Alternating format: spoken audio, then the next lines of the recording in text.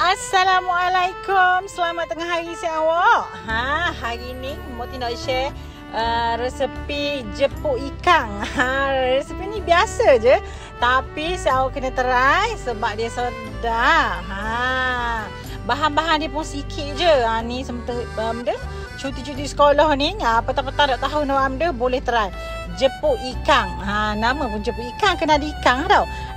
Ni antara bahan-bahan dia sikit je kan. Tapi tepung gandum kena ada lah nak buat jepuk. Mula-mula kita siang dulu ikan. Moti bubuh ikan mentah ni, rasa dia lebih manis. Kalau saya nak bubuh ikan kukuh ke ikan goreng boleh juga, tapi hak Moti buat ni dia special guna ikan mentah.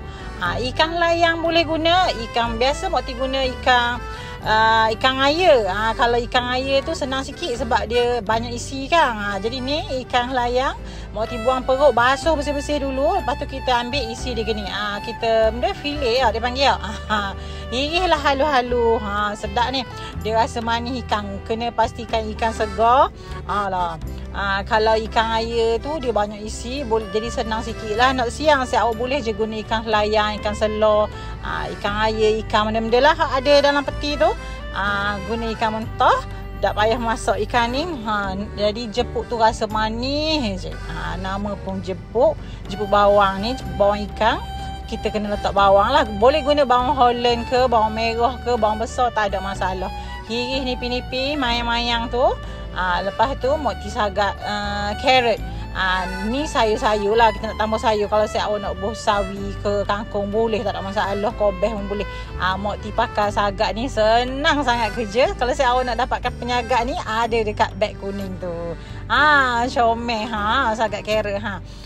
Pas sagak-sagak tu kita nak bubuh lah dalam adunan dia lah. Kita bubuh tu bawang, tadi siang dah ikan, bawah tu ada ikan, bubuh telur sutih, carrot, lepas tu bubuh tepung gandum.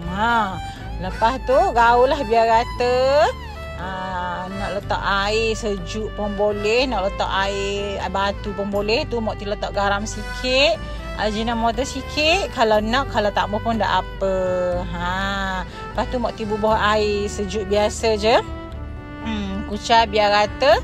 Moti tak mau buat besar-besar, benda keras-keras sangat. Kalau nak lembut, letak air banyak sikit lah. Ada telur, dia akan jadi lembut je. Isi dia lembut, luar dia tu rangup. Goreng lah. Kalau sayur tu, kalau saya awak ada kucai ke kangkung, boleh je tambah je. Boleh nak letak ni sedap juga, letak ubi kentang. Tapi sebab dah ada carrot je, Moti belasah carrot je lah. Goreng lah, sapalah masak. Boleh cicah dengan air lada kepuk ke, sos tomato ke, sos cili. Sos tomato pula, sos cili lah. Selamat mencuba.